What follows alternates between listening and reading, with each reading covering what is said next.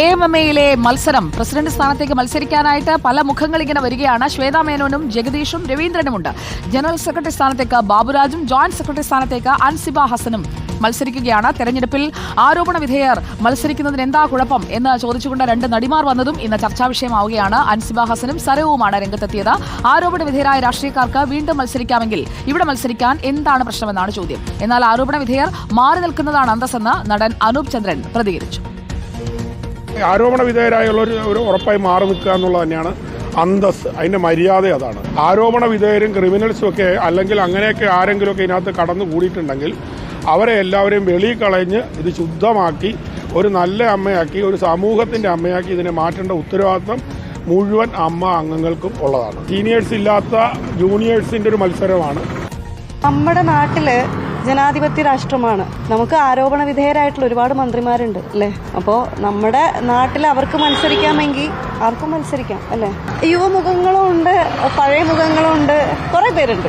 ആരോഗ്യകരമായിട്ടുള്ളൊരു മത്സരമാണ്. ഞങ്ങൾ കോടതിയല്ല, ഞങ്ങളുടെ ഗ്രൂപ്പായിട്ടുള്ള ഒരു 500 പേർക്ക് വേണ്ടി പ്രവർത്തിക്കുന്ന, അവരുടെ നല്ല കാര്യങ്ങൾ മാത്രം ഫോക്കസ് ചെയ്ത് പ്രവർത്തിക്കുന്ന ഒരു ടീമാണ്. സോ ഞങ്ങളുടെ ഫോക്കസ് എപ്പോഴും അത് തന്നെയായിരിക്കും. അതിനുള്ള ഏറ്റവും നല്ല ബെസ്റ്റ് കാൻഡിഡേറ്റ്സ് തന്നെ വരട്ടെ, നന്നായിട്ട് അവർക്ക് മത്സരിക്കാൻ സാധിക്കട്ടെ, പ്രവർത്തിക്കാൻ സാധിക്കട്ടെ എന്നുള്ള ആഗ്രഹം. അർജുൻ മട്ടന്നൂർ നമുക്കൊപ്പം ചേരുന്നു.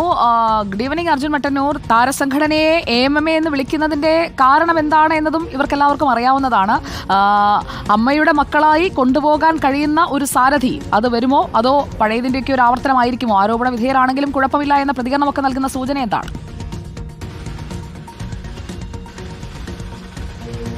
സുജയ, ഇത്തവണ എന്തായാലും സൂപ്പർ താരങ്ങൾ ആരും തന്നെ ഭരണസമിതിയിലേക്ക് ഉണ്ടാവില്ല എന്ന കാര്യം ഉറപ്പായി. അതുകൊണ്ട് തന്നെ താരതമ്യേന ജൂനിയറായ താരങ്ങളും മറ്റുമാണ് ഇപ്പോൾ പത്രിക സമർപ്പിച്ചിരിക്കുന്നത്. ഇന്ന് ഇപ്പോൾ പത്രികാ സമർപ്പണത്തിനുള്ള സമയം അവസാനിക്കാൻ പോവുകയാണ്.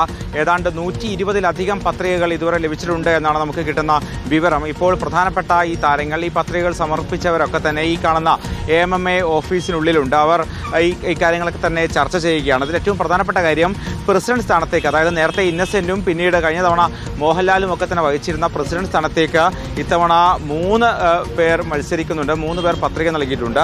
ജഗദീഷ്, ശ്വേതാ മേനോൻ, രവീന്ദ്രൻ എന്നിവരാണ് ഇപ്പോൾ പത്രിക സമർപ്പിച്ചിരിക്കുന്നത്. ഇതിൽ ചിലർ പിൻവലിക്കാനുള്ള സാധ്യത കാണുന്നുണ്ട്. ഒരുപക്ഷെ വനിതാ പ്രസിഡന്റ് ഉണ്ടാകും എന്നൊരു പ്രത്യേകതയും ഇത്തവണ വരാൻ സാധ്യതയുണ്ട്. ജനറൽ സെക്രട്ടറി സ്ഥാനത്തേക്കാണ് പ്രധാനപ്പെട്ട മറ്റൊരു മത്സരം. നേരത്തെ ജോയിന്റ് സെക്രട്ടറി ആയിരുന്ന ബാബുരാജ് ജനറൽ സെക്രട്ടറി സ്ഥാനത്തേക്ക് മത്സരിക്കുന്നുണ്ട്. അതേസമയം ബാബുരാജിന് എതിരായി ഇത്തവണ ജോയ് മാത്യു മത്സരിക്കുന്നുണ്ട്. ജോയ് മാത്യു പ്രസിഡന്റ് സ്ഥാനത്തേക്ക് പത്രിക നൽകിയെങ്കിൽ പോലും പ്രധാനമായും ഉന്നമിടുന്നത് ഈ ജനറൽ സെക്രട്ടറി സ്ഥാനം തന്നെയാണ്. അതോടൊപ്പം തന്നെ ജോയിന്റ് സെക്രട്ടറി സ്ഥാനത്തേക്ക് ഇത്തവണ അൻസിബ മത്സരിക്കുന്നുണ്ട്. അതോടൊപ്പം തന്നെ വൈസ് പ്രസിഡന്റ് സ്ഥാനത്തേക്ക് ജയൻ ചേർത്തല മത്സരിക്കുന്നുണ്ട്.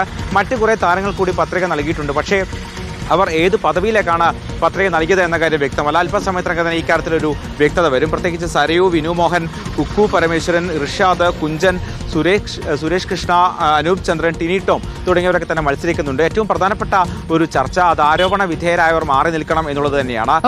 പ്രസിഡന്റായി ആര് വരും? ജഗദീഷോ, ശ്വേതാ മേനോനോ, അതോ രവീന്ദ്രനോ? ഇന്നിപ്പോൾ ഈ മത്സര രംഗത്ത് നിന്ന് പിന്മാറാൻ ആരൊക്കെ തയ്യാറാകും അതും കൂടി അറിയേണ്ടിയിരിക്കുന്നു. എന്തായാലും ആകാംക്ഷ മുറുകുകയാണ്. പ്രമുഖർ ആരും അല്ലെങ്കിൽ പ്രധാനപ്പെട്ട നടന്മാരാരും മത്സരത്തിനായി വരുന്നില്ല എന്നതാണ് നമ്മളിപ്പോൾ മനസ്സിലാക്കുന്നത്.